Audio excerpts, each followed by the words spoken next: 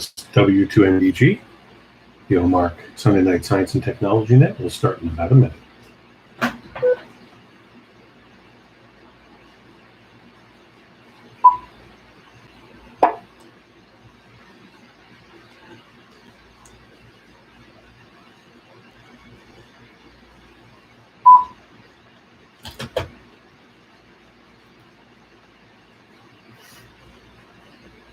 We'll get going in a moment here for those who might be watching.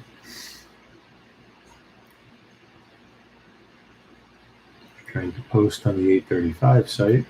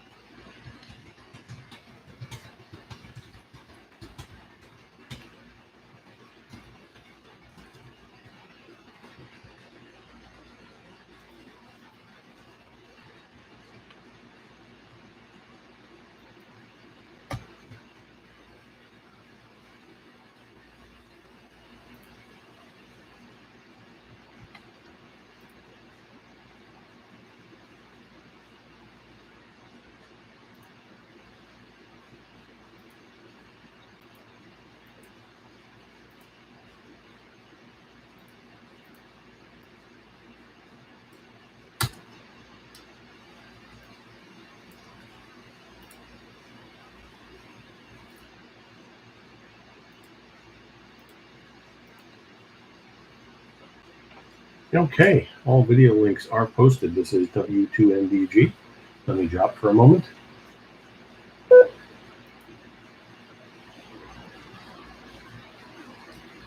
Good evening, all. This is the Omarc Sunday Night Science and Technology Net. And first and foremost, we will pause for any emergency or priority traffic. Please come now.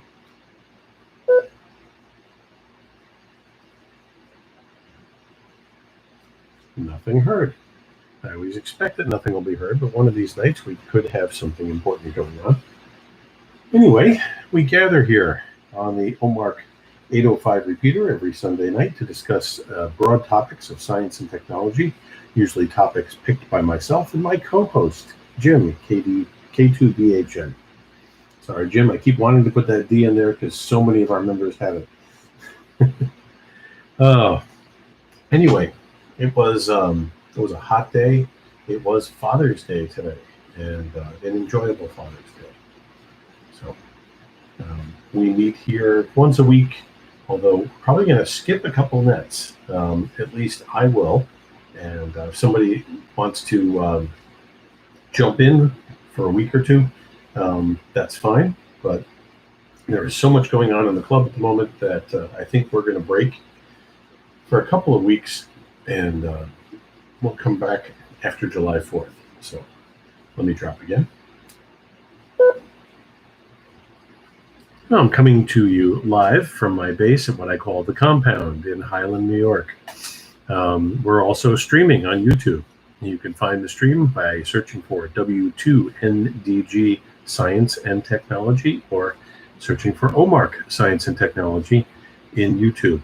And you'll find my YouTube channel has the live stream and the previous 14 of these nets archived. So tonight is net number 15, and it's hard to believe we have cranked out 15 of these already, but we have. And like I said, it was a good Father's Day. I was thinking of skipping tonight because it's Father's Day, but we are going to skip the next 2 weekends. Next weekend is Field Day weekend, and I think a lot of us are going to be pretty tired Sunday night. In fact, anybody who's going to be participating in the club's activities at Ferncliff Forest will probably be pretty tired Sunday night. So that's common, and I'm sure we'll be spending plenty of time over the weekend discussing many things related to science and technology. The following Sunday is not just 4th of July weekend, but quite literally the 4th of July. So I think we will probably skip July 4th as well, and we'll come back the following Sunday. So I know I said I was going to continue with our discussion on radio tonight, but I think it's a good night for open discussion. And as always, we take check-ins, and I usually check to see if my cohort, Jim, is available to check in first. So Jim, if you're there, please come and tell us how your day is going, and if you have any particular topics burning in your mind you want to talk about. K2BHM, please come now. Thanks, Neil. I'm here. A little worn down. Unfortunately, we had to go to a wicked funeral over the weekend, so it was a sad time from one respect, but good to see family and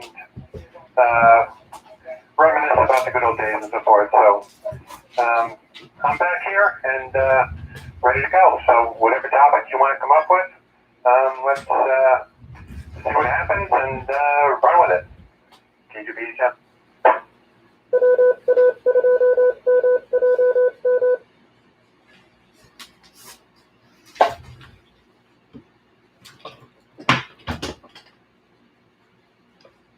All right, good stuff. Sorry, fumbling with the mic here.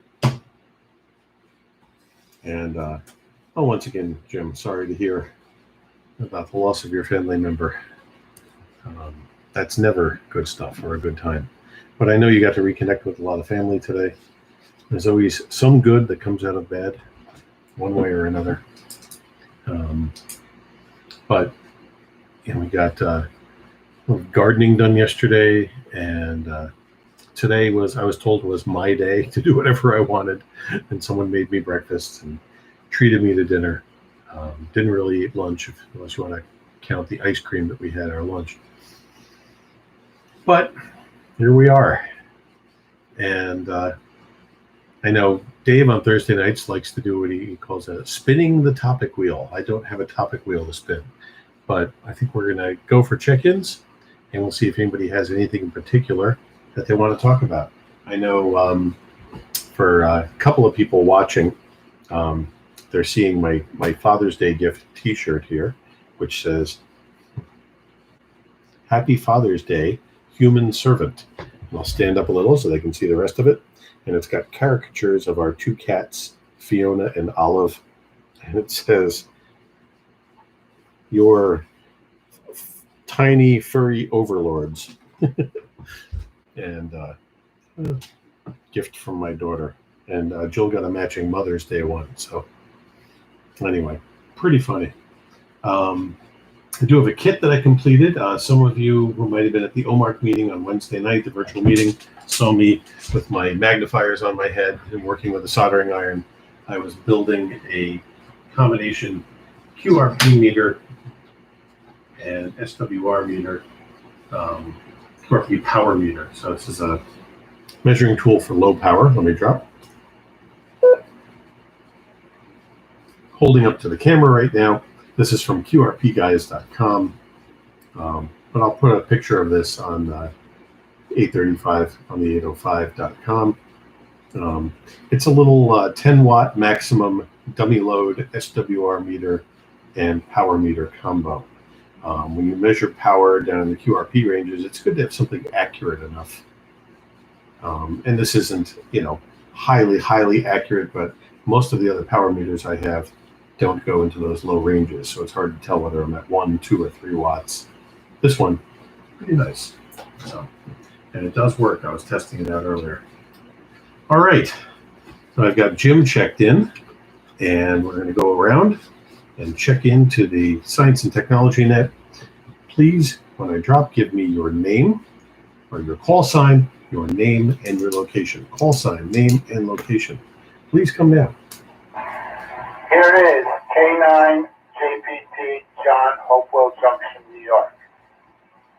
Here is KD2VAH Jim and McKinsey, and I got a great subject. Here is K9 JPT John, Hopewell Junction, New York. Deja vu.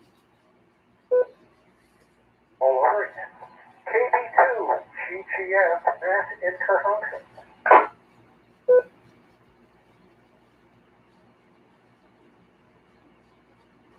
Hello. N3 UIQ call. I don't know where I am. Oh.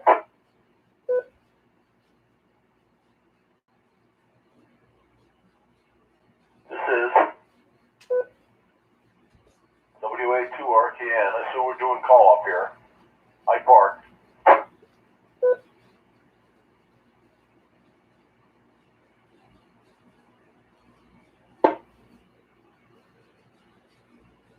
This is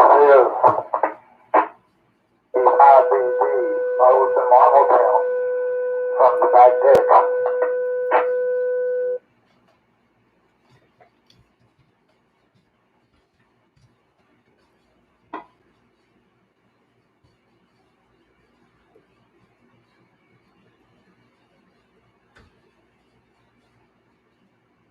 All right. Is there anybody else who would like to check in real quick? Let me drop now. Mo's, by the way, your signal is definitely better than it was earlier. Anybody else who would like to check into the Sunday Night Net?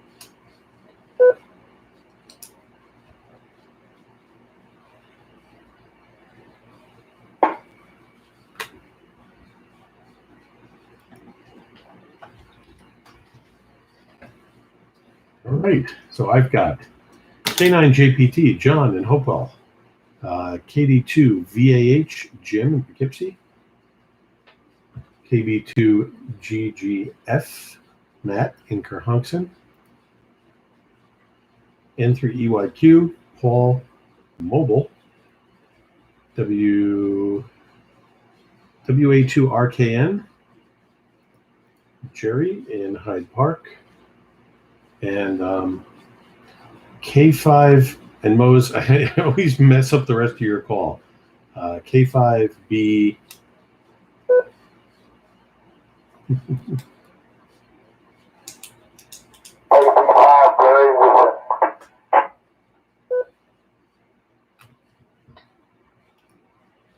All right, thank you.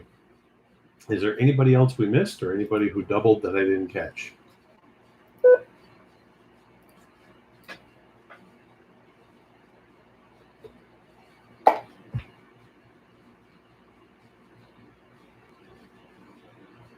All right, sounds good.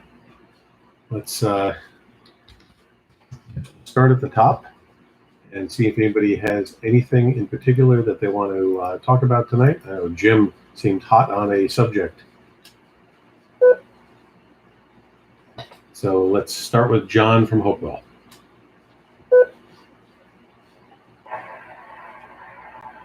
Hi, you guys. This is John K9JPT in Hopewell. I guess I doubled there 2 times. When I let go of my push-to-talk, I heard somebody else talking from Poughkeepsie, so then I figured, okay, I didn't get through, so that's why I repeated my login. Well, Jim opened the door with this thing about dying, and it happens to people in so many different ways. People die because they have a disease, or people get murdered, or people just have old age and they die. And it's a really sad time, and you have to know how to cope with it, how to deal with it. Because a lot of times it comes so unexpectedly. And sometimes people think about these things. They think about how they would react if their mother died or father died. And, sometimes it's just better not to even think those things. I think it's a normal thought. It's not unhealthy thoughts to have. But, when the time comes, you just have to look inside your soul for strength. And if you're a believer, you're going to rely on your religion. And you get through all that. And you remember all the good times. It's interesting when you go to graveyards because everybody who knows each other is buried together, so you know that they must be having a good time. So that's about it that I have to say on the matter. Back to that K9GPT. Well, thanks, John. Definitely a deep topic. I don't know. I'm not even sure where to go with that, but it's, what I tell people frequently, and this is drawn from my own experiences, is that, when we do lose someone, that person lives on within ourselves. And that's one of the things that I always find is that, I've lost both of my parents. I've lost a brother at this point, and other friends and family. And when I want to think about somebody who's not around anymore, I always remind myself that that's where they live. I have those memories, and I can always think of all the things that we did together and those moments I have where I suddenly laugh or smile and remember. The hard part for me is that there were certain things that I would share with someone like my brother Paul. And when I run into those things during the course, sometimes almost every week, something that I would have picked up the phone and told him about. And I think, wow, he's not there to share that with. But then I just start thinking, well, how would he have reacted to this? What would he have said? What would he have told me? Would he have then, gone on and repeated this to other people? And that's what helps me. They're still here. We keep them alive with our memories. And everybody can believe their own thing. And there certainly is, even, I wouldn't say science, but a pseudoscience side to all of this sometimes. Of course, there is science to it, but we don't have to get into the medical end of it. But at some point, there is a guest speaker I've been trying to get in here who's going to speak on such subjects. You guys might enjoy him. So I've been trying to see if I can get him on one night. But anyway, all right. So next up is Jim, KD2 VAH in Poughkeepsie. Jim, what's your hot topic? Well, it ain't dying. The pros and cons of putting an HF rig in your vehicle. I know it's not quite as simple antenna-wise. I mean, unless you want to carry a tower mounted to the back of your vehicle. But I wanted to find out the pros and cons of putting one in here. And I'm sure there's grounding involved with it. But anyway, so if y'all want to talk about a subject like that, that'd be great. Anyway, if not, that's great too. I'm going to shut down the mobile and I'm going to go in the house. So it'll be a couple minutes before I can hear you again.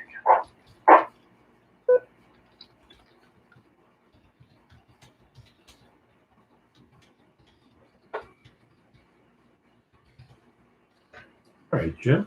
And that's something we could definitely talk about a little bit here, and people can give their responses on their experiences with doing HF and mobile. I know very early on when I got my license, I have a 10-meter mobile rig, and as a technician, it's the only place you can do phone is on the 10-meter band, or within the HF bands. And that was pretty much the extent of my mobile HF operations up until a few years ago when I purchased an IC7100. I've never really had a great antenna for it. I still have that 10-meter whip and an auto tuner, and I was able to use it out on the road a couple of times, but it was probably through the worst of the conditions that we've had with HF fluctuating. So I might try it again at some point, but for now, that's the radio I'm talking on right now. That goes very well in my office with its tiny control head. So we'll leave that here for now. All right. We'll come back with you once you're back inside. Matt, KB2 GGF. Anything you want to talk about tonight, or you have any requests?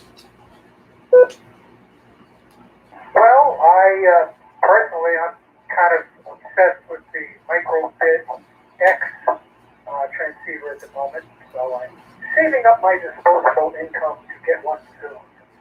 And they're not too expensive, so I won't have to be too long. But yeah, mobile HF is an interesting thing for me as well. I have operated quite a bit of 10-meter mobile back when the band was really going crazy in the last cycle. That was a lot of fun. But I would like to put 20 meters mobile that's really doable with a hamstick type vertical. So that's just my quick thoughts about it. Back to Ned. All right, Matt. And 20 meters is probably a decent band to work mobile. A lot of the reason is it's one of those bands that as we get another year or so into the sunspot cycle, and it's one of those bands that's almost always got activity on it. And I believe it was one of the few bands I actually made an HF contact on while I was driving. Other than 10 is what I mean with the IC 7100 here, and that was tuning up a 10-meter whip too. So not an ideal antenna. The guy was not very far away. All right, Paul from the mobile. Anything you want to bring up tonight, or any topics you're looking to explore?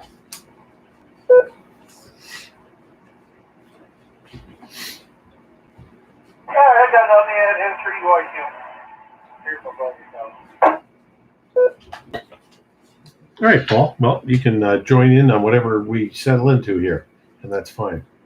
Jerry from Hyde Park. Anything you want to bring up tonight? Or I know you're always a wealth of knowledge with all of these subjects. So, do you have a favorite topic tonight, or you want to pile on one of the other ones?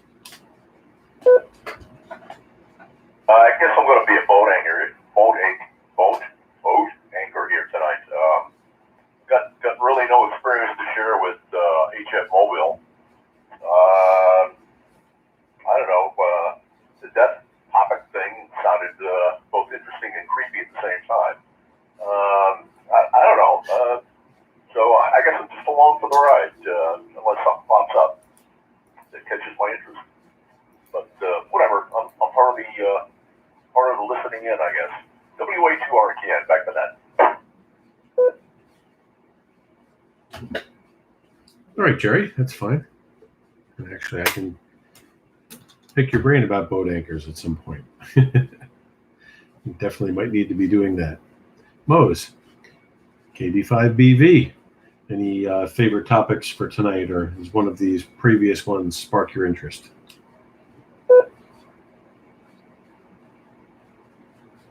Okay, Neil, thank you very much. Well, interesting topics, all of them. I'll share with you an experience I had this weekend that kind of encompasses ham radio and, believe it or not, death. About 2-3 weeks ago, I received word that one of my very best buddies in Arkansas, ham radio buddies, had passed away. So I was so sad to hear that. But this weekend, there was a special event station, November 5 Alpha, which was commemorating the 185th anniversary of the statehood of Arkansas. Let me reset. So on Saturday, I tried to work that station, and they had a tremendous pileup, and I just could not get through. Today, they were still on. They were back on again, and I finally caught a break, and I got through. And the operator was another good friend of mine. And as soon as he recognized my voice and my call sign, he passed along the information that guy that had died about 3 weeks ago had passed away. And, and he had all these people waiting in line to work him, but he broke the pile up, and we discussed that for a minute. So there you go, death and friends and ham radio. It's kind of melancholy. I don't know how to explain it, but it really was a meaningful experience. So that's about it, except for mobile. Let me reset. Okay, back in the late 90s, I operated a little HF mobile with a ham stick and a Kenwood 430, and I had a lot of fun. A lot lot of people just couldn't believe that I was mobile. But that Kenwood 430 just worked great, and a hamstick is a cheap antenna, but they work great. So that's it, Neil. Back to net, KB5VV. All right. Well, thanks, Mose. And, ham radio is a close-knit community, and some of the groups do become almost like families, and we get these connections to people. I'm going to sound a little corny, but it's something I used to talk about a long time ago when I was involved in, of all things, a youth group that I was involved in, and I developed a bond with these people that existed while we were participating in the events. And it's interesting is that when you walk away from that and your daily life starts up again, you don't think about it every minute of every day, but the minute you contact these people again, you walk back into a room where they are, and things suddenly change. And I find my connections I've made through ham radio to be very similar to those old youth group connections and some other organizations I belong to. But our little club here is definitely very close knit as well. And I consider all of the people that we hang out with and talk to be my friends. I don't want to think about losing any of you, but I know that if it were to happen to me, that I depart being remembered. And it's always nice to honor people with a good memory. And, I have yet to use a ham stick. We'll get off of the serious topic. I have yet to go in that direction with anything, whether to use one, it's just a straight single antenna, or in the dipole configuration that you see. And there's even these multi-band ham stick mounts now that you can get, called, I think, the octopus antenna or something like that. One of these days, I'll probably try one or more out. So we'll see how that goes. All right, Jim, K2BHM. How's this sound to you so far? Anything catch your ear?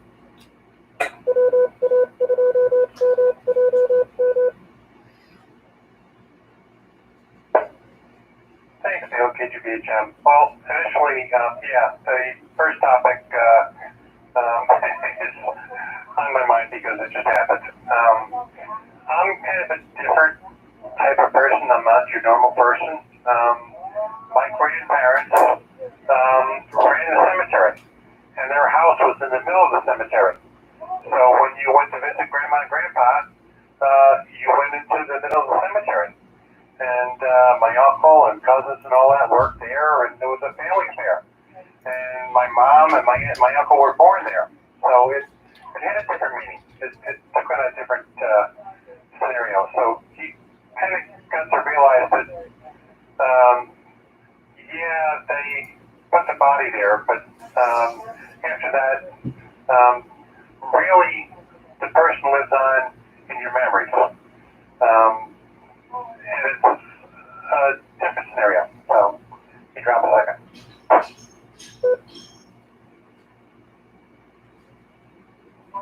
And my cousin Bill, his sister Carol, did a nice little speech saying that it's not a funeral. It's a funeral.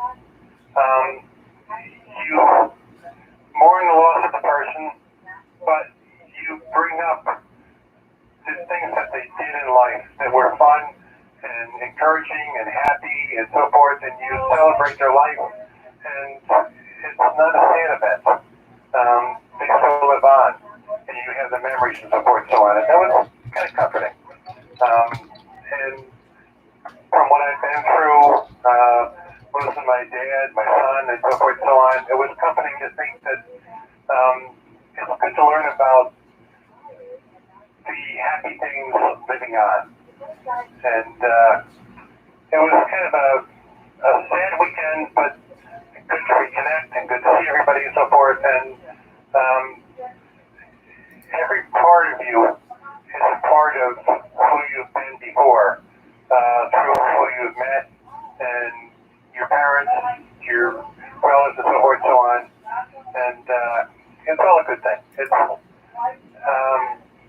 And you learn that don't wait for weddings, and you always get together and have some happy times and enjoy people while you got them, and make those memories that you're going to cherish later on. So, anyhow, with that, I'm going to shut up and get off my phone box. Can you be a chance?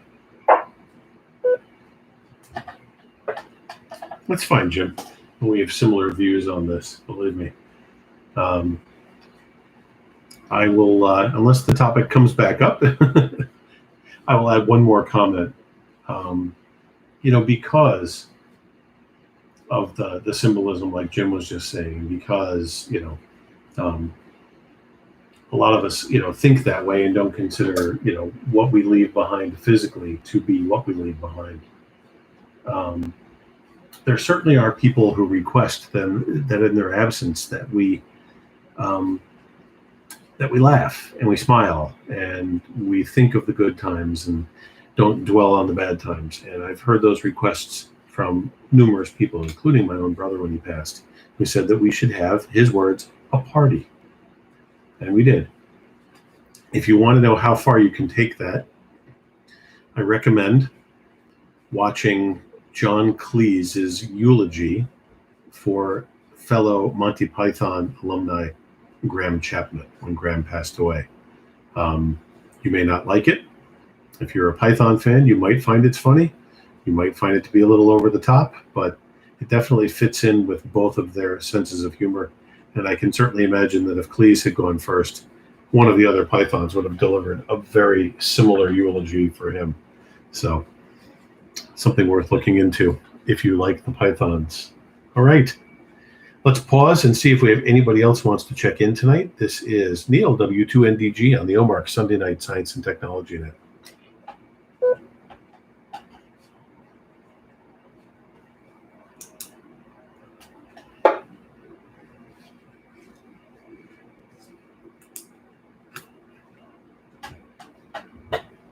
All right, nothing heard, and that's fine. So we can roll back up to the top. John, you've heard the various topics. I'm probably going to expand on the micro BitX a little bit when we get to Matt, but so far I'm definitely leaning towards everybody wanting to go around a little about mobile HF operation. But please, by all means, if you want to continue on your topic a little bit, that's fine also. So John, K9JPT, please come now.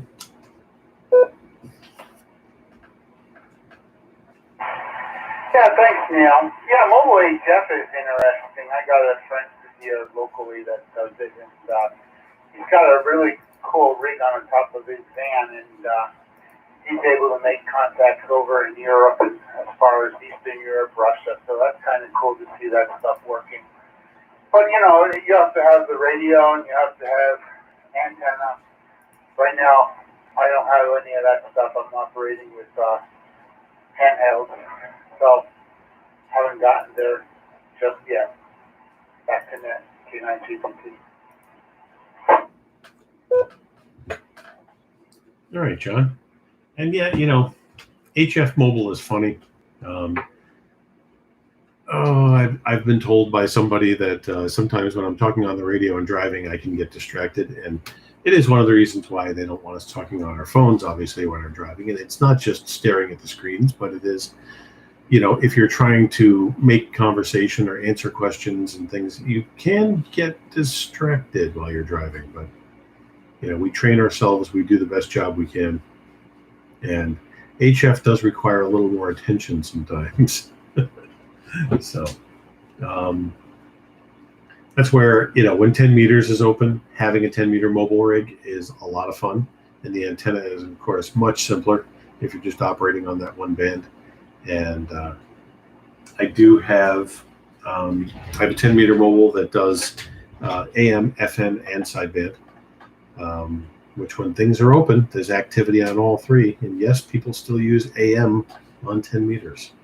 There's a little tiny segment of the band, usually 29 to 29.1, just under the FM section and above the sideband section. 29 to 29.1, where when things really open up, tune around there, you'll hear 10-meter AM operators. Some of them using old converted CV equipment. So lots of fun. Jim, KD2VAH. All right. So you opened a can of worms here. What would you like to know? Probably more about the antenna than anything else. I mean, I'm going to make the assumption that putting a mobile rig in is pretty much like putting in any other rig. But I know that antenna is different. And I have seen antennas with coils on them as thick as a beer can for God knows what. And I've seen other ones, I believe they call them screwdriver antennas. But I know it's not quite as simple as using, the 2 meter or 770 meter UHF, VHF radio in there. That antenna is definitely a different animal. All right.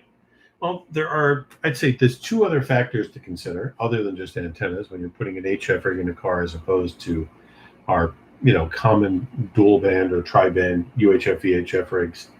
The first one is noise or interference. You're dealing with a completely different kind of radio when you're talking about noise levels. And you may find you need to put some filtering in various places in your car. Finding the lowest noise source for power. And there are some cars that are worse than others. I own 3 Kia products, and they're all very similar. 2 of them have the same motor. And I've had the HF rig in 2 of them. And I have to say what's funny is that the Sportage electrically behaves completely different than the Soul. Even with the UHF VHF rig in the Soul, things are pretty quiet and things operate quite well. And the electronics in the 2 cars are almost identical, yet when I move the rig to the Sportage has a strange pulse interference that gives me a noise floor, and sometimes on VHF and UHF brakes squelch. It's really odd. Let me drop.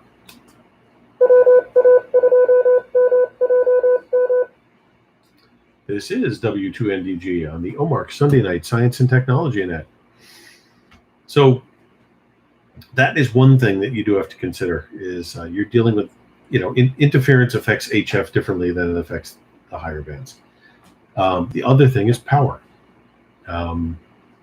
They say you're supposed to do this even for a regular 50-watt UHF VHF radio, which is running power directly from the battery and making sure you're properly grounded and that you have good fused protection in place. A lot of us get by cheating a little with those VHF and UHF rigs. You can use a fuse tap off of a high volt or high amperage connection in our fuse blocks. I've had situations where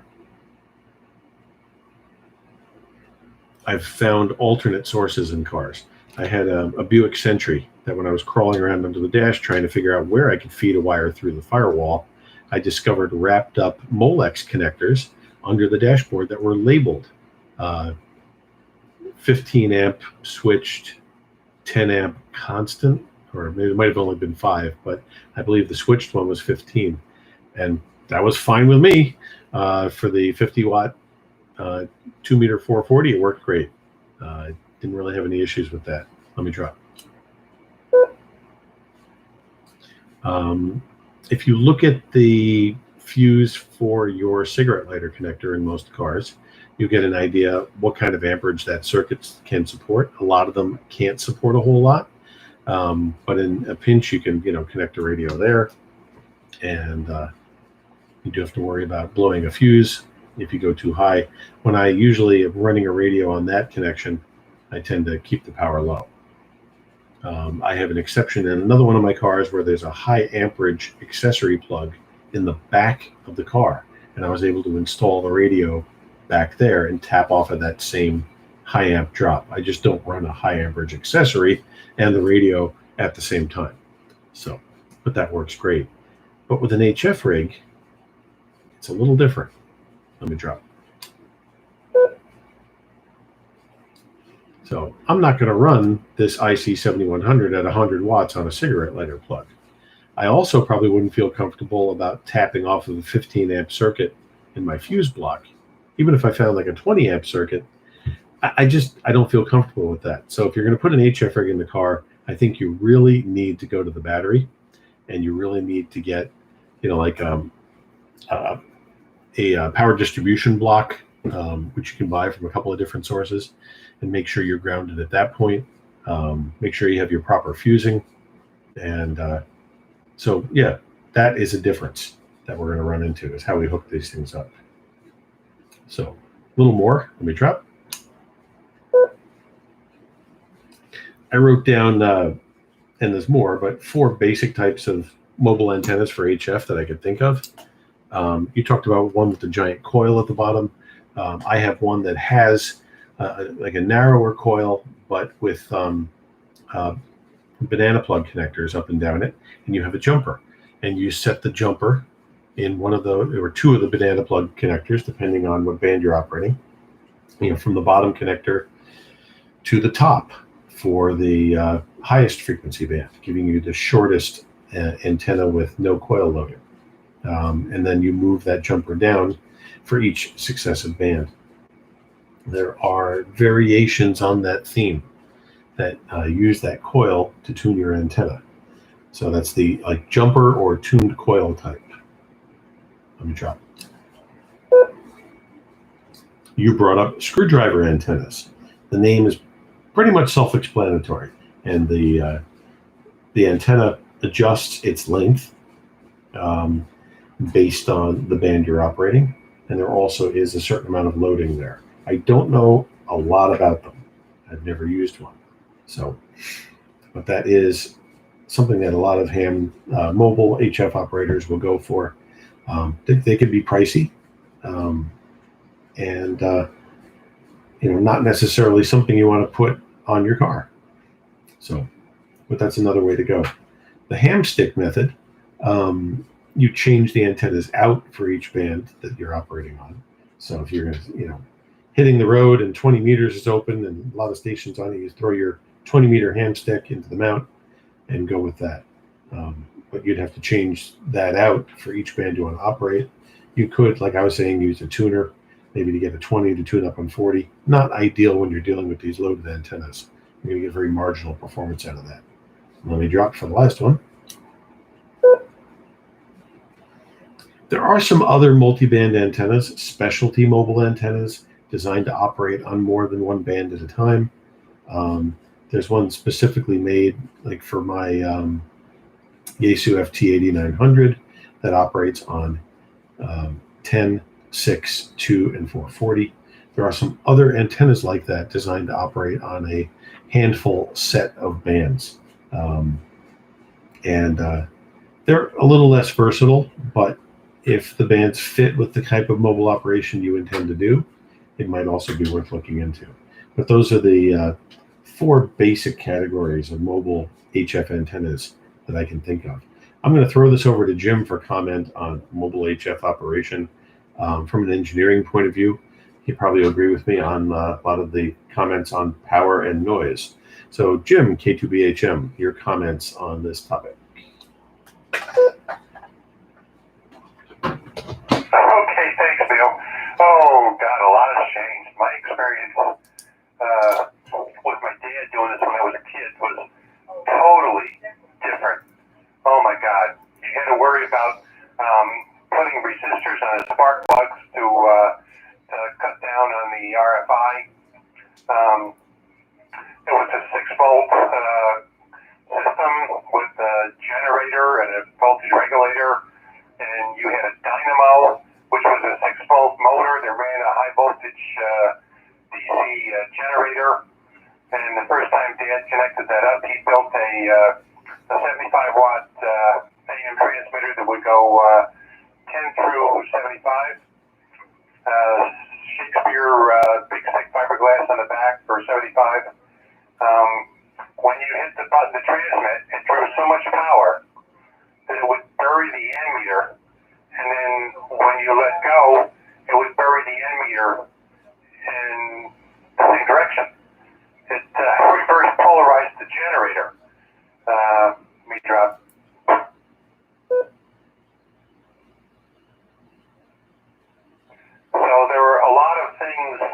old days that you had to worry about. You had a constant converter that would take the incoming and convert it over to one megacycle so you can listen to your stuff on the AM radio built into the car, and it was quite a unique experience. So nowadays, we got it easy. Alternators don't reverse polarize, and ignition noise is pretty much gone because they don't want to get that into the computer system and so forth and so on. So, but definitely, if you're going to be going high power, you want to take it right to the battery, as short as speed as possible, and something good enough conductor-wise to minimize losses, and you'll be doing good. K2BHM. All right. Thanks, Jim. And I'm going to throw it back to KD2VAH for a comment before we move down the line. Yeah, that was one of the first things I did with my truck was put an auxiliary fuse box in, and I run everything to that, so I get to use the higher amps or the higher fuses, all that, and I ran it with 6-gauge wires straight to the battery, and it's a lot safer, like you say, because I hate those added tabs. They're okay for a USB switch or something in the vehicle, but I certainly wasn't going to use it for a radio or even my off-road lights and junk like that. So that all works beautiful. So basically, when I have the radio on, I am triple protected because I'm actually quadruple protected because I've got a fuse obviously on the negative and the positive off the radio. I've got a fuse on the auxiliary box for it, and then from the auxiliary box to the battery is another very big amp fuse. But so basically, I'm pretty well protected there. So I'm thinking I can put an HF through there. Noise-wise, you're right. I'm going to have to do something. But I'm wondering, like I say, about the antennas probably more than anything before I decide to jump into this lake.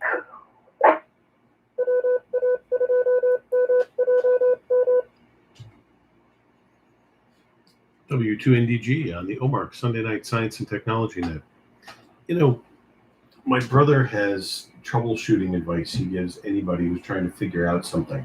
And I know you're not trying to figure out something that's broken, but I think it applies here as well. And that's always start with the simplest and lowest cost solution when you're trying to figure out the answer to a problem. And in your case, just pick a band that you think you might be comfortable mobile operating on. Could be 40 meters, could be 20, and maybe go the hamstick route just to start. It's a low investment, and it might get you going. And just being familiar with it, and you might say, you know something, this might not be something I want to do. My idea of mobile HF operating these days would be to drive someplace and operate stationary. Start the car, let it idle if I have to, because sometimes running full power off of your battery isn't going to keep your battery running for very long. But I really didn't want to drive 75 miles an hour on the thruway with that jumpered antenna on my roof.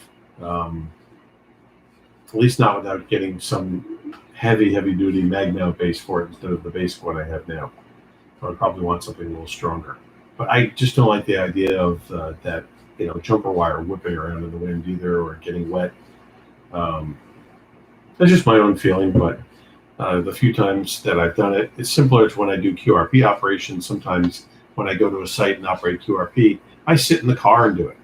Just put the radio on the passenger seat and set up an antenna, right out of the car into a tree or something, or use the Alex loop.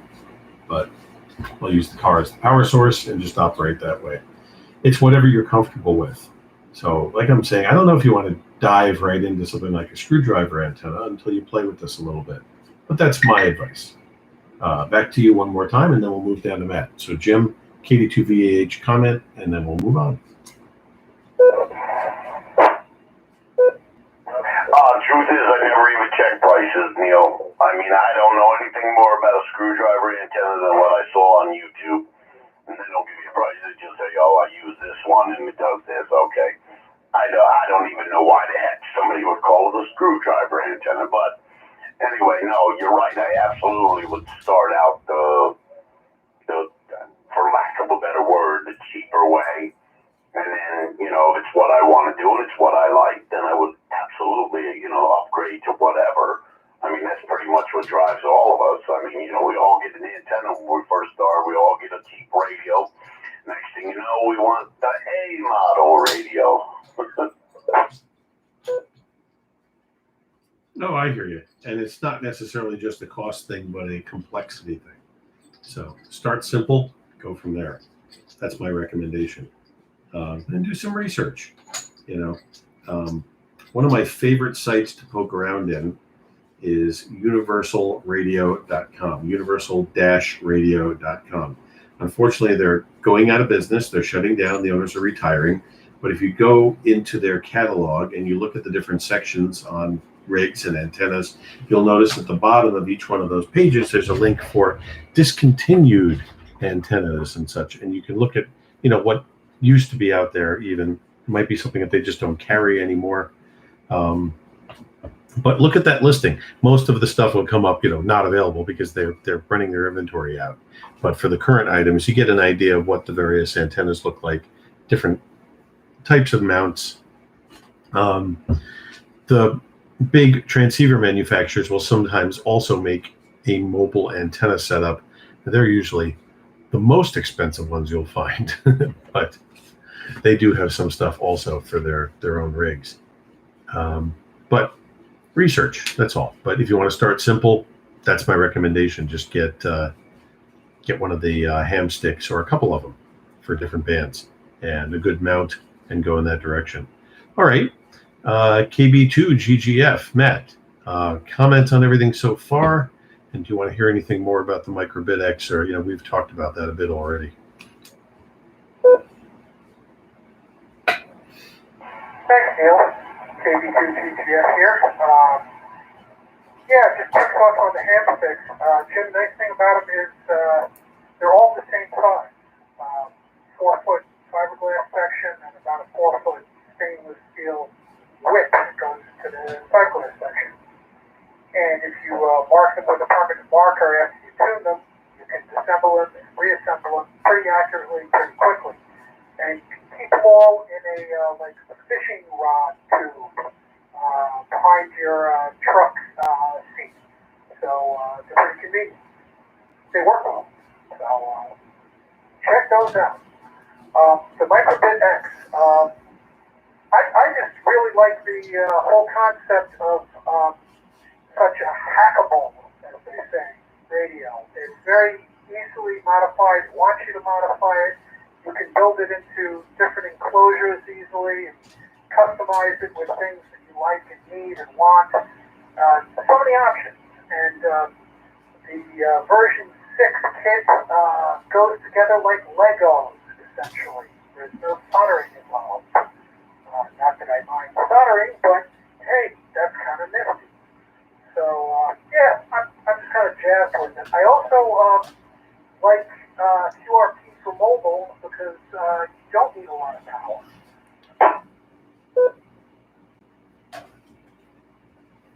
True. And a lot of power can have strange effects on the car and some of the devices sometimes if things aren't buttoned down and operating the way they should. Lord knows with the technology that's in today's cars, you've heard me talk about my cable modem rebooting when I first started operating on HF here, or those of you who have a TV that might shut off when you transmit on a certain band or near a certain frequency. I really don't think I would appreciate having, my Tesla or Prius reboot on me, or my BMW with iDrive, So much electronics in these cars these days. I'm sure there's some stories out there if you search a little bit on untowards things happening. Let me drop. I think I've told you before, I own 3 Microbit X's. just because I tend to collect the kits, and because I talk about them and write about them. I have a very early version 3, which was the original MicroBitX. That one's built into a 3D printed case. It has a little issue with the wiring, which I have to just take it apart and reroute the wiring, because when I operate on 20 meters, the microprocessor goes crazy. But that one does work. I have a version 5, which is still in its plastic cases. Has not been touched. And that one, I have a couple of different plans for it. I can't make up my mind which direction I want to go in with it. But you're right, it's a tinkerer's dream. There's so many projects out there for that radio, and so much support for it. It's really a lot of fun. And I have a fully assembled version 6 operating, working. I haven't even done any of the crazy firmware upgrades on it.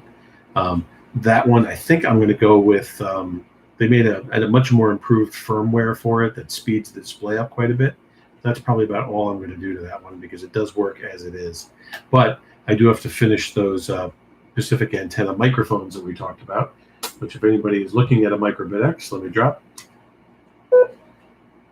One of the drawbacks that a lot of people seem to say is that it comes with a really crappy microphone.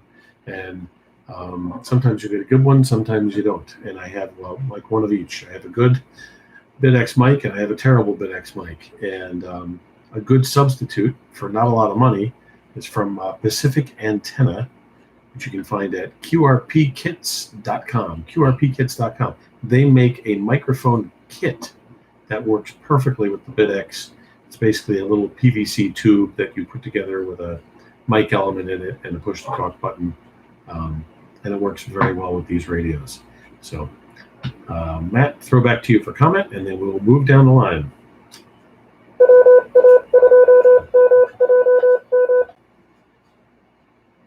Yeah, the Pacific antenna microphone kit is a good one, and it takes you 40 minutes to put together if you're slow like me.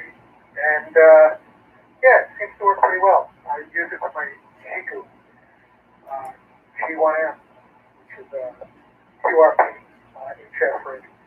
So yeah, it's a lot of fun. I like I say, I'm saving up my disposable income, and I'm going to get MicroBit X version 6 soon, and it is neat. It's like a little Lego kit. You build it, then you can modify it. So it's a lot of fun. Looking forward to that. Back to net, 82 GTM. All right, Matt, thanks. And yeah, we'll have to have a little MicroBitX party when you get it. And 3UIQ, Paul, are you still with us? And any comments or anything else you'd like to say on what's been discussed so far?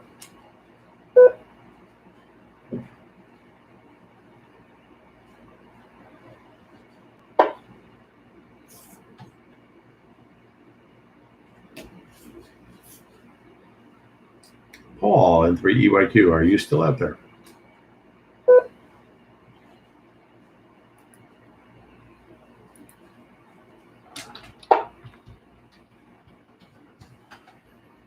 All right. Paul may have left us for the night, but we'll check him again at the end. Jerry, WA2RKN, any comments on all this stuff?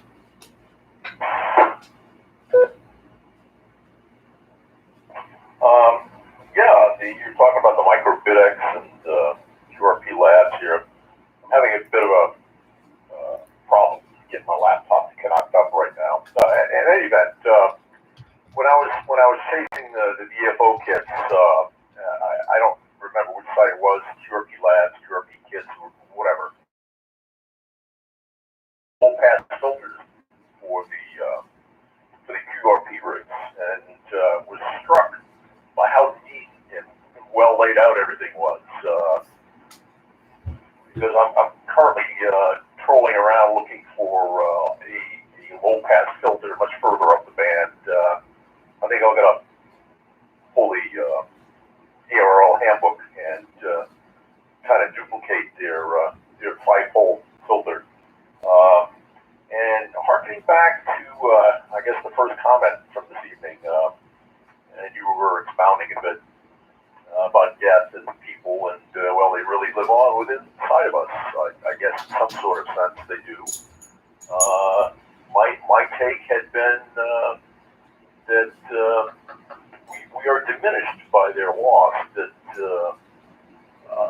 they are part of us and now no longer. I've had a very difficult time with the passing of a friend, probably about 2 years ago now, and every once in a while it jumps up and bites me in the butt. But I don't know. I think of things like Robin Williams and who's the other comedian? Well, anyway, large contributors to society,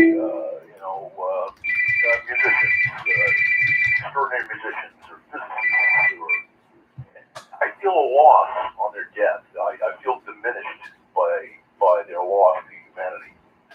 WA2R can back in it.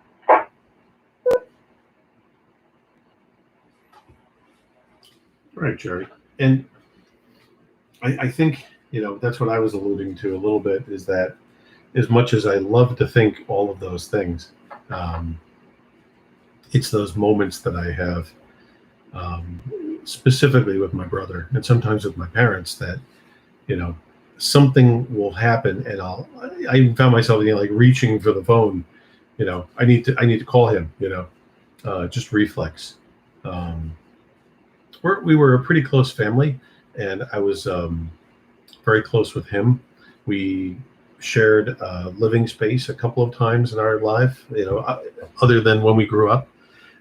We had an apartment together when we were in college, and we shared an apartment years later when we were both working in Manhattan, and got a place closer to work to spend our weeknights. And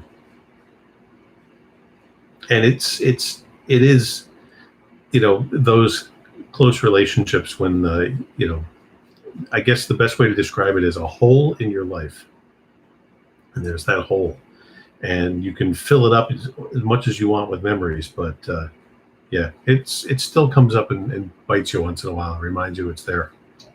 I get it, but all I can say, and it's one of the reasons for this group of people that I think I'd like to credit Paul AC2UQ with bringing a lot of us together at the beginning of the pandemic and really reinventing this ham community in many ways. And as I frequently say when I'm running that net temporarily, we started that net to check in with everybody, make sure we're all okay, because sometimes we're not okay. And that's my best thing I can reach out to people for, is that we're all here. If you're not okay, we're all here. I can never replace anything that's missing in your life, nor can any of the rest of us. But we can certainly help you find something to put there and get you through things. And that goes out to everybody. We're all here. Just throw your call out on the radio if you need someone to chat with. Definitely not a scientific topic, but very important to all of us, because we all need to maintain our health, to talk about all these various things that we love talking about. Jerry, good stuff. Let me drop for a sec. I think you're talking about QRP Labs for the low-pass filters. Hans sells a whole line of them for use with his Ultimate QRSS kit. The design is good. You can use them for other things, which is great. There were a couple other companies that were making like ready-made or kits, boards and parts for low-pass and bandpass filtering. Kitsandparts.com used to have them. I think he still has the designs up there, and you can possibly get the boards. If not, not hard to make those on like a perf board or something. But he still has the designs, and Diz at kitsandparts.com certainly has the components. They call him the Toroid King.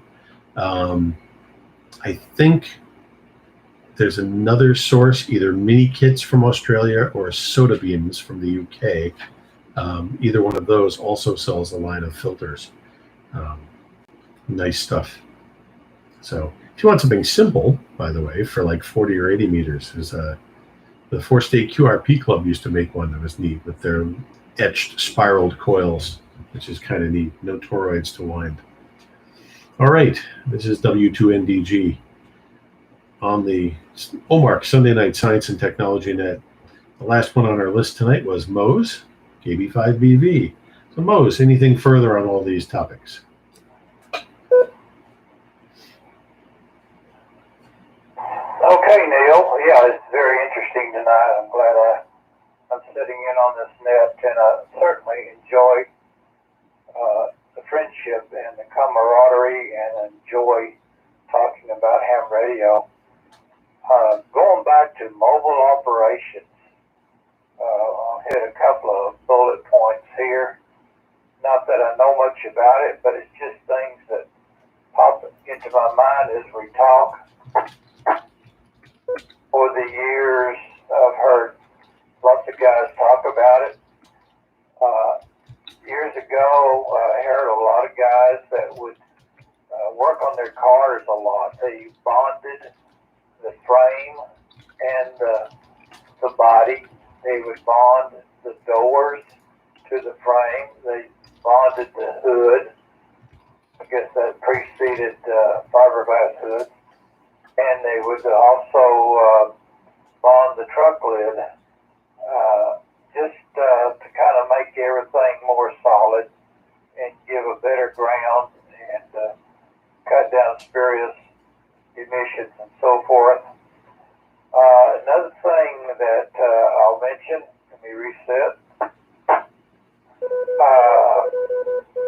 Cars, it's been over 20 years actually since I've run mobile.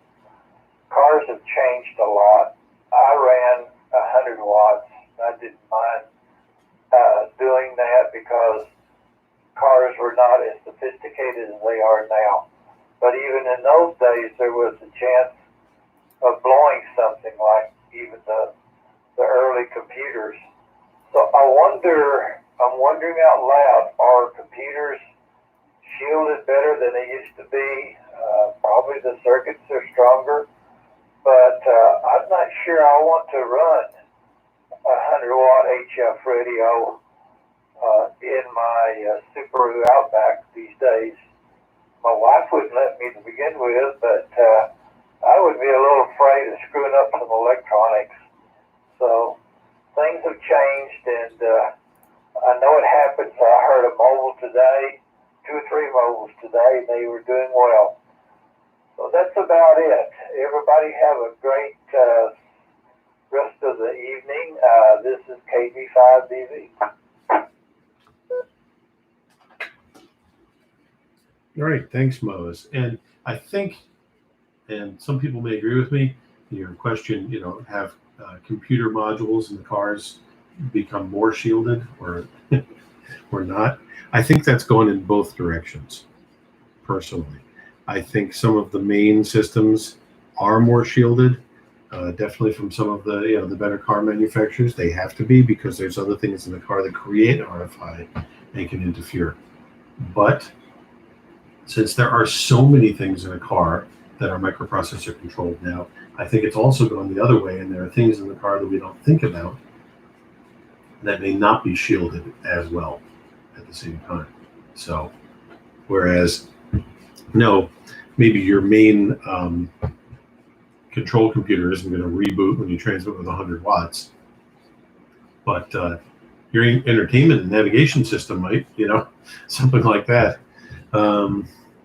Trial and error. Try it in the driveway first. Don't wait till you're 70 miles an hour in, Westchester County on the Taconic to key up for the first time. Anyway, that's my advice. W2NDG on the Omarc Sunday Night Science and Technology Net. Looking for any late check-ins now. Any late check-ins, last-minute check-ins? If you'd like to join us, please give us your call sign, your name, and your location now.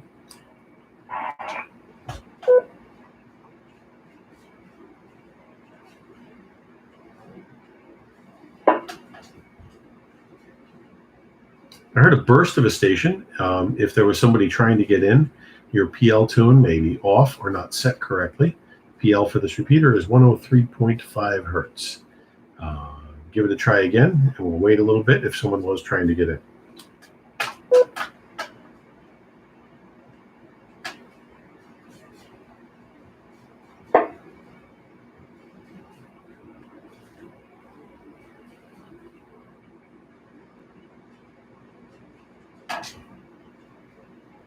Right, nothing heard. Could have been someone just nodding off onto their push-to-talk switch. I'll blame it on Jim, KD2VAH. Probably not, though.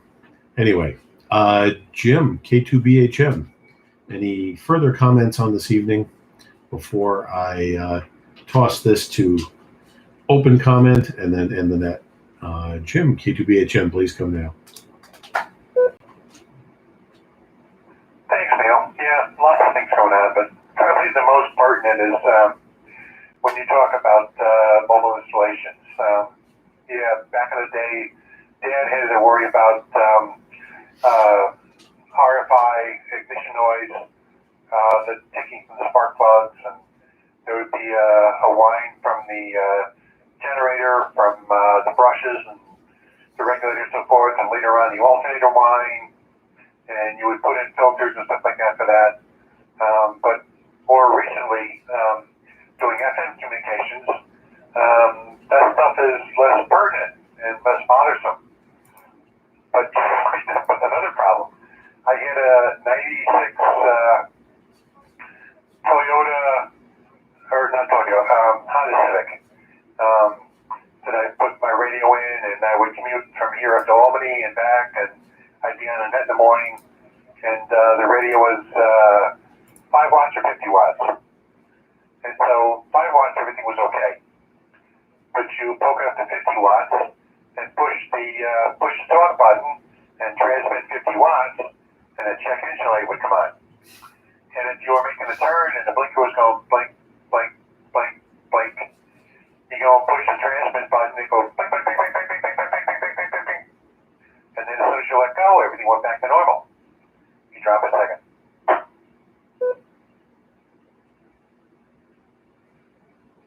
Well, as you can imagine, everything did not go back to normal. Normal was you got 36 miles to the gallon. You got down 360 miles and went to the gas station, put in 10 gallons. 9.99 or 10.01 or something like that, but it was pretty close to 10. And after you went and hit the transmit button and brought the check engine light on, now you go to the gas station at 400 miles and put in 10.00 gallons. So I don't know what it did to the computer, but I liked it. And it was repetitive. If you dropped the battery connection, the computer forgot everything. You were back to 36 miles an hour, or 36 miles a gallon, and hit the push and talk on 50 watts and brought the check engine light on, and you were back to 40. So it was repetitive. I don't know what it did, but and I haven't seen it since. So your mileage may vary. K2BHF. Thanks, Jim. And for the things that I've, say, activated around the house from keying up or in travels, I always, assume that it could happen in the car as well. I've been lucky. Haven't really had a lot of issues, but the two things I can remember that always threw me for a loop were the carbon monoxide monitors. There is a certain brand of them that doesn't get along well with ham radio, and certain ground fault outlets. And a couple of times that I've noticed that one, it's when I was traveling and set up a QRP rig in a hotel room and wanted to transmit and got a sound like a game show buzzer from usually the bathroom GFCI outlet.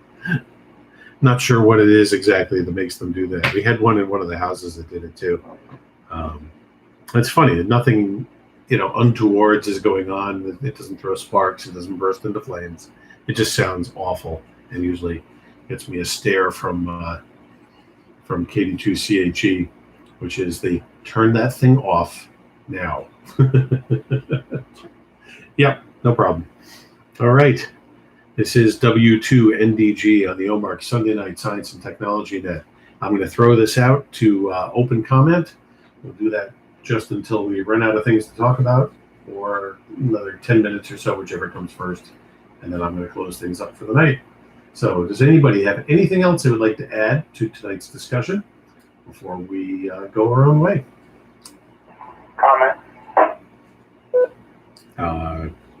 Comment. Please give call sign when you have comments. Comments from K9JPT. Thanks, John. I wasn't sure if it was you.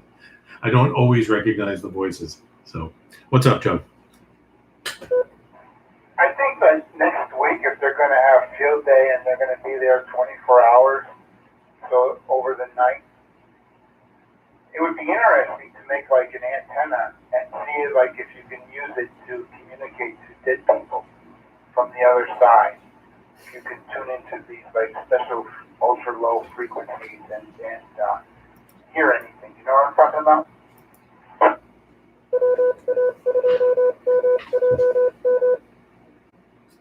It is a subject that you can research. It's a subject that people do get into. And it's a subject that I will save for W2TAP Ron Millione if I can get him to come on here and hang out with us, because it's a subject that I know he talks about. I don't know a whole lot about it. I am, I'll say, a skeptic. But as I always tell people when I get on this subject with people or anything pseudoscience or paranormal related, enough things have happened to me in my life that can't be explained with pure science that I'm always willing to listen. And that's my attitude on those things. So I'm not willing to turn off those ideas, but I don't necessarily subscribe to them wholeheartedly at the same time. I'm kind of in the middle, but I'm not qualified to talk about that stuff. And I want to, I think it would be interesting to have someone on here who does talk about those things. And Ron's an interesting guy. He designed some equipment for a popular paranormal TV show.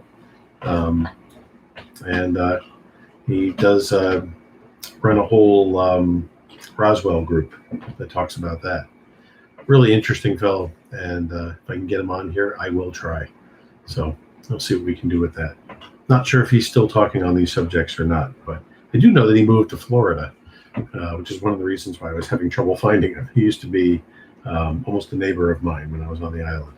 So, all right. Anything else from you, John?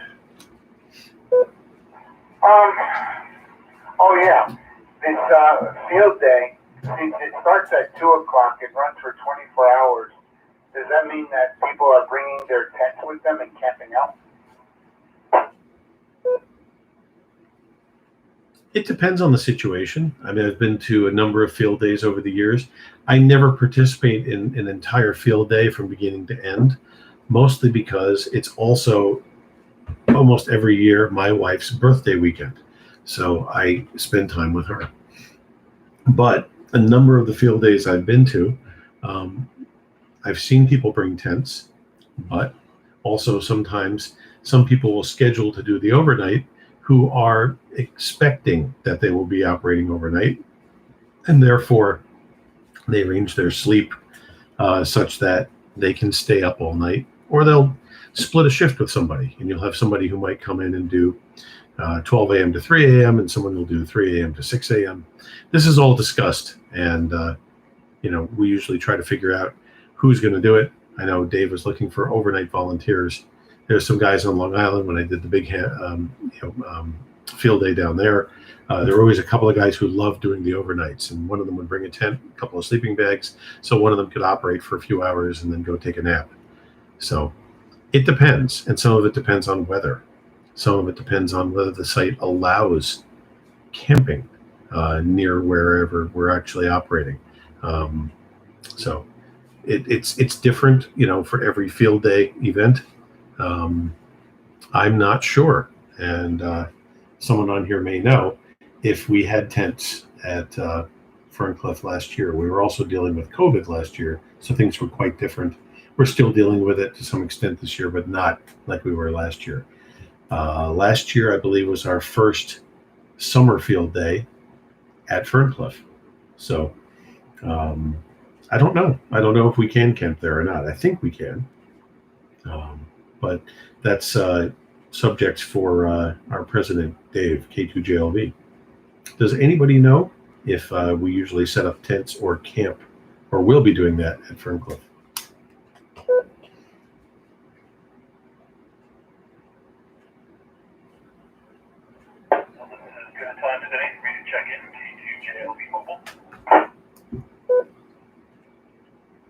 Dave, perfect timing. All right. So John was asking if we actually, like, if we were going to do overnight operating, which I know we try to do. Sometimes weather will poke its head into things and say we can't. But if we are doing that, does someone bring a tent or two? And are we allowed to do that? And will we be doing that?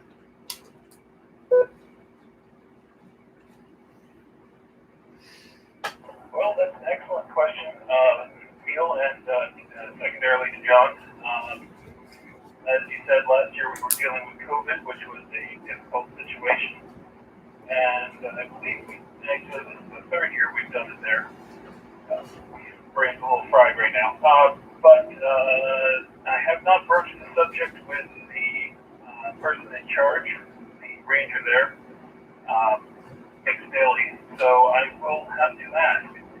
I would think that there probably wouldn't be a problem since we are going to be there all night anyways. But I think we would have to ask ahead to make sure that it would be okay. That's what I was thinking. I'm sure they might even say move a couple of your tables out of the way and you can put a tent right under the pavilion. And just weigh it down with something in case we get some wind, like an amplifier or a bear.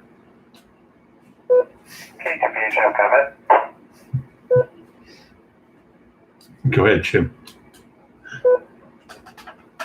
I do remember in the past for Winterfield days, you had to leave your license in that lumber there if you're going to be parked in the parking lot after hours.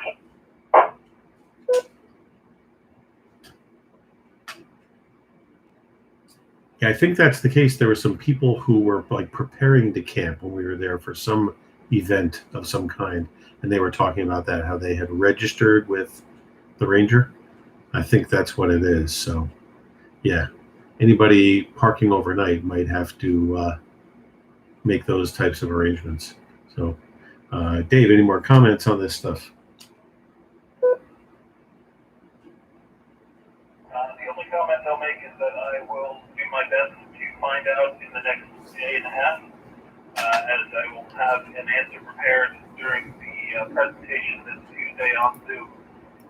So look out for that.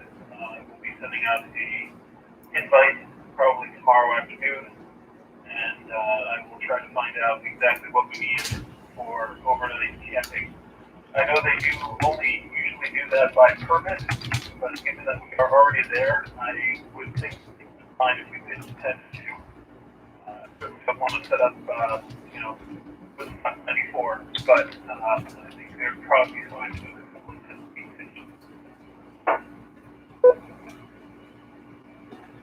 All right. So, John, that would be my thing is keep up with a couple of the daily nets, and you should be able to poke at somebody again for an answer. Hopefully this answered some of your questions, but as you heard, we're not entirely sure how it's going to go together. I don't think you're an Omarc member yet, but Dave does send out alerts to the people participating in field day, I believe. But we will know, and you can definitely poke at us on the net where you hear one of us and ask what's going on before Saturday comes. So, John, did that answer some of your questions at least? Also, if you're not an Omarc member, you can't be camping there. Is that correct? No, I did not say that. What I was saying is that David sent out alerts to our roster communications, and that's why you may not actually see that communication, but you can check the web pages that we have set up, and also just check in with one of the nets and ask somebody who's on there like myself, and we may have the answer by then.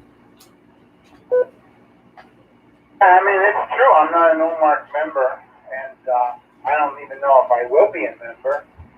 So, I mean, if you don't want me there, just say so. Comment.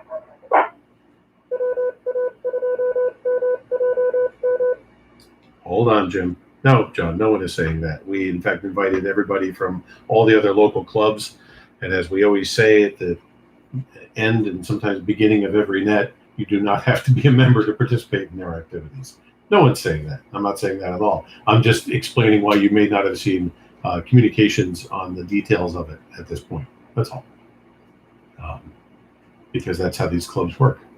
We usually send out emails to the members.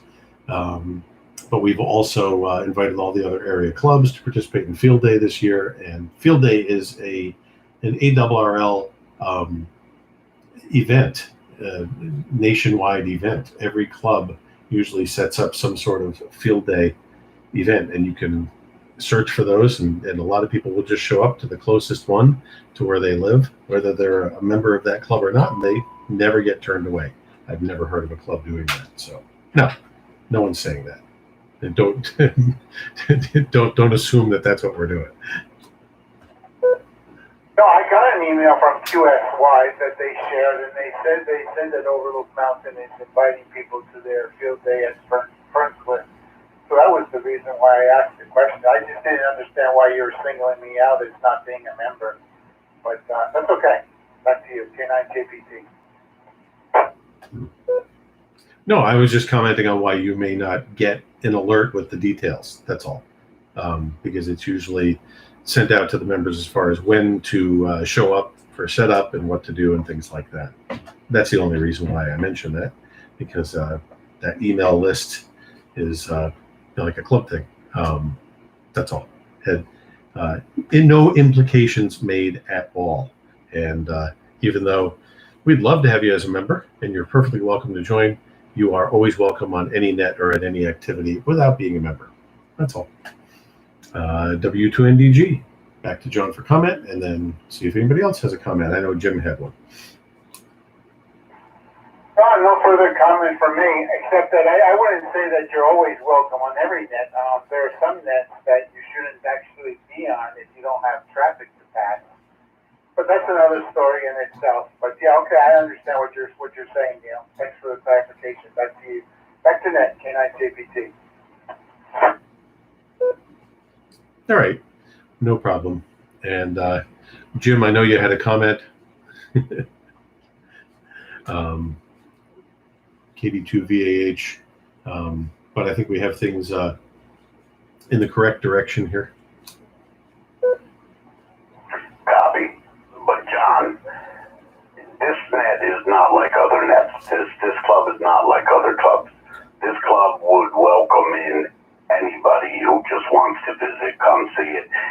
Nobody ever would turn you down just because you're not a club member. And truth is, you would actually love being a club member. Please don't judge us by the other nets. I know what some of those nets you're talking about. If you ain't got traffic, they don't want to hear from you. And I totally get it, buddy. And I was that way many months ago. I'm not going to lie to you. Almost turned me off of this hobby. But please, these guys are nothing like that. And you're more than welcome. Bring beer. Not the Field Day. Not the Field Day, but bring it to the parking lot. I'll find you.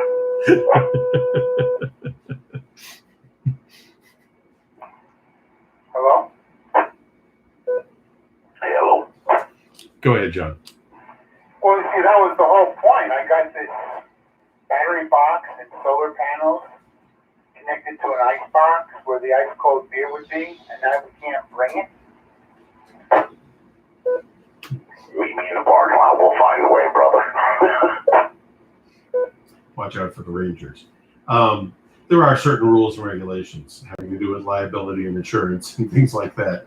I know we're trying to make light of a real situation, but no, it's no alcoholic beverages at ARRL sponsored events. Sorry, guys. There's the after party. Can I help you? I love the way you think, Jim. Bravo! All right. So I mean, and to tell you the truth, we've been talking about, getting together in some social fashion at some point, and I'm all for that as well. So, Dave, K2GLV, if you're still there, any closing comments on this subject, and any comments on anything else that you may not have heard us talking about? Thank you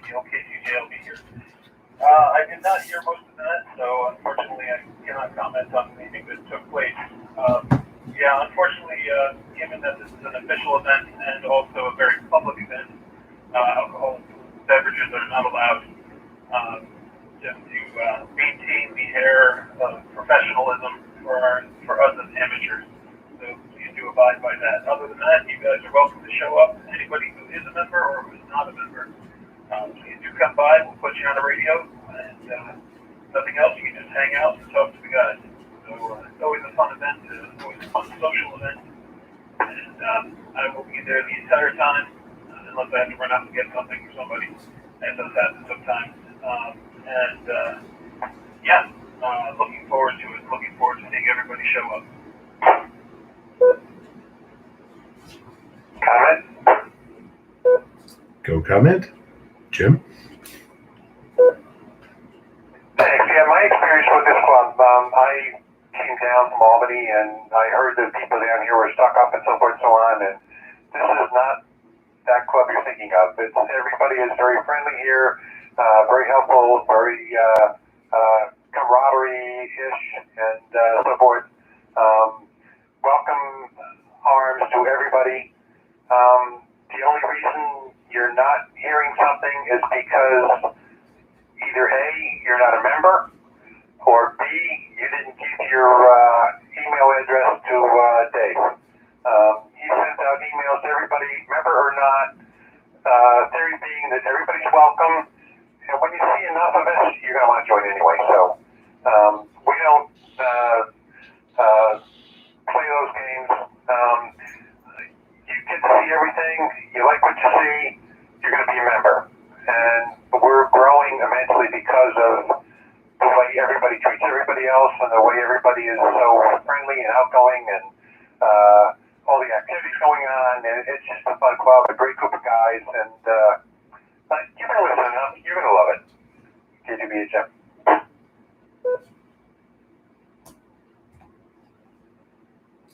Thanks, Jim. Another Omarc plug. Yeah, this is a great bunch of people. I've been a ham for almost 10 years and just really enjoy everything. Any further comments from anybody on any subject we talked about tonight? I'm going to want to close things up here. It has been a long weekend and a hot day, and we'll talk about schedule going forward and some things that are going on. Any other comments before I close things up here tonight? Comment KD2UUI. Comment and a check-in. Go, John.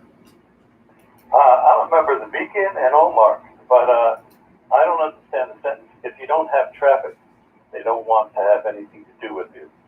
You mentioned 3 times, and I don't know what that means.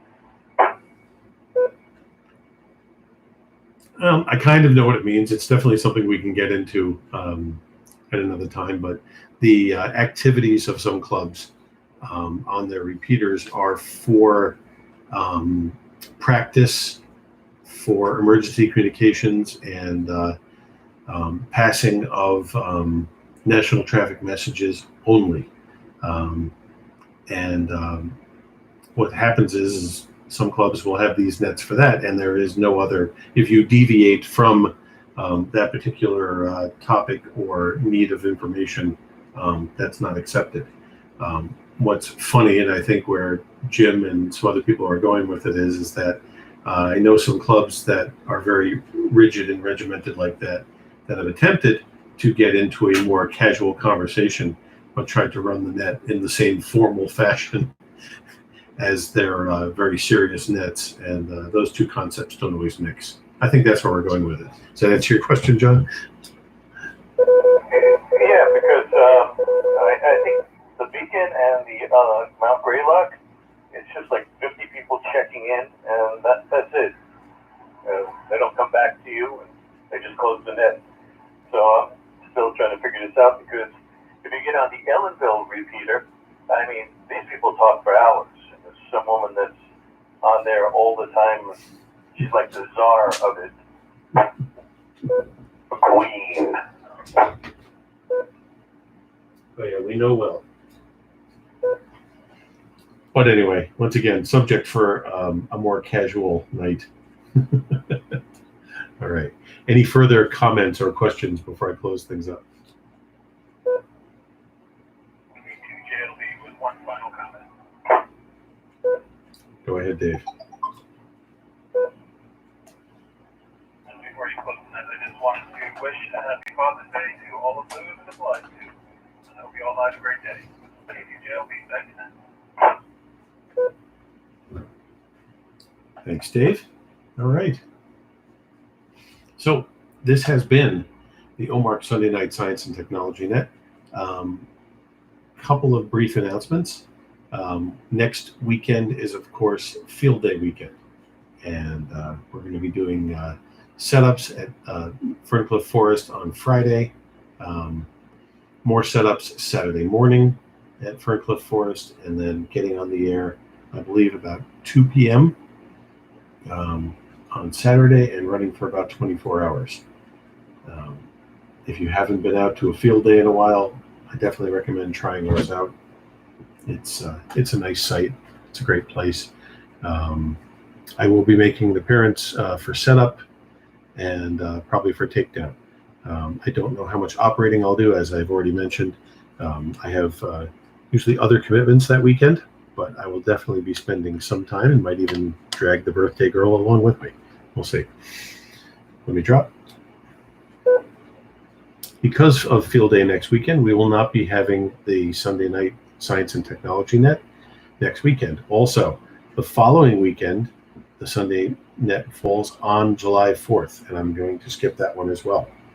So that'll be 2 nets in a row that we are not going to have, which brings the next Sunday Night Science and Technology Net up to July 11th. So let's plan on meeting here again. If any of you would like to get together on Sunday nights on the repeater at 8 p.m. and have a casual conversation on whatever you want to talk about, feel free to do it. And there's nothing that says that you can't have your own net without Jim and I being here. If somebody would like to formally substitute and run a small net on any of these nights, just let me know in advance. And we have no problem with that as well. So you don't have to come back to me now on here. Please send me an email. Best way to find me is just neil@neilgoldstein.com. neil@neilgoldstein.com. Let me drop.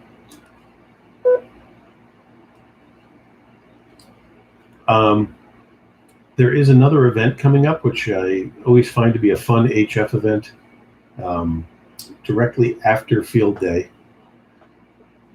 Starting on July 1st, and I believe running through July 7th, is the annual 13 Colonies special event. There are a bunch of special event stations that come on the air and operate for those days, and they have a special certificate that you can get for contacting multiple stations. There are actually 16 stations you can talk to, not 13. It's one station for each colony, and then 3 special bonus stations, one for Great Britain, one for France, and one for, I believe, Liberty Hall in Pennsylvania.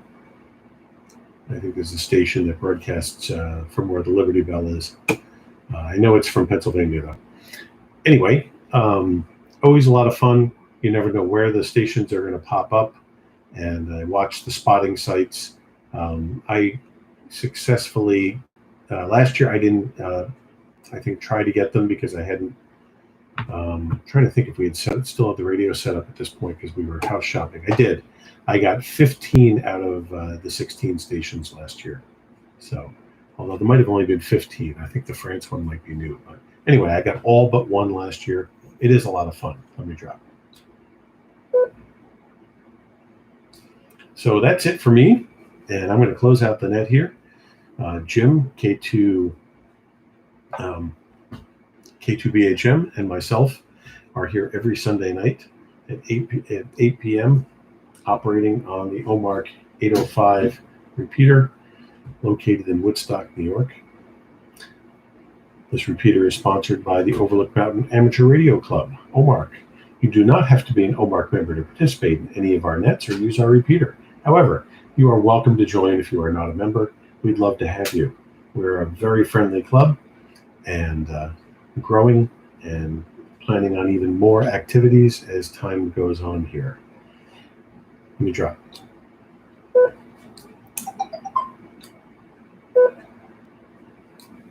This club operates 4 nets on this repeater, 2 daily nets and 2 weekly nets. Each morning at 8:35 a.m., we operate the 835 on the 805, which is a roundtable style net, not a directed net, usually run by Paul, AC2UQ, in a couple of days with other substitutes who come in. Paul started the net to keep in touch with his ham radio buddies and for all of us to keep in touch with each other. As he says, hams are social animals, and this was a way for us to remain social. The net has continued as the crisis is winding down, and I don't think it's going to stop. We all check in every morning and make sure that we're okay. Sometimes we're not. It's a good thing to check on each other and to tell everybody what you're up to, what you're doing. Do you need assistance with anything? What are you going to do today? What did you do yesterday? And so on. Every night at 6:30, a rotating group of Omarc hosts hosts the 6:30 check-in net. Very similar concept, but a directed net run by the host. Usually 2 rounds, sometimes 3, just going around talking about what we did that day. And the same thing. Do you need help with something? Do you have an immediate question you need answered? Are you looking to get together with people to do something? Every Thursday night at 8 p.m., Dave, our president, K2JLV, runs the Thursday night technical net. Dave usually runs around after the check-ins and asks everybody if they have a particular topic that they want to talk about. They have a question that they want to bring up. Do they have a problem they need solved? And sometimes we'll concentrate on that subject or those subjects. If not, Dave spins the topic wheel and comes up with something for us to talk about, and we go around and elaborate on whichever topic he picks. Every Sunday night at 8, Jim and I host the Sunday Night Science and Technology Net, something that cannot always land on a ham radio subject, sometimes a science subject, or as we're learning, something related to science. We even started talking about what science and technology actually were and what they meant to us. And we're going to continue in that direction, just discussing anything that we find interesting and fascinating. And I hope you all enjoy it. We're going to close out the net now and return this repeater to its regular use. As usual, I'll hang out for a few minutes in case anybody has some more questions, but I am ending the video stream now. Video participants, everybody have a good night, and good night all on the repeater.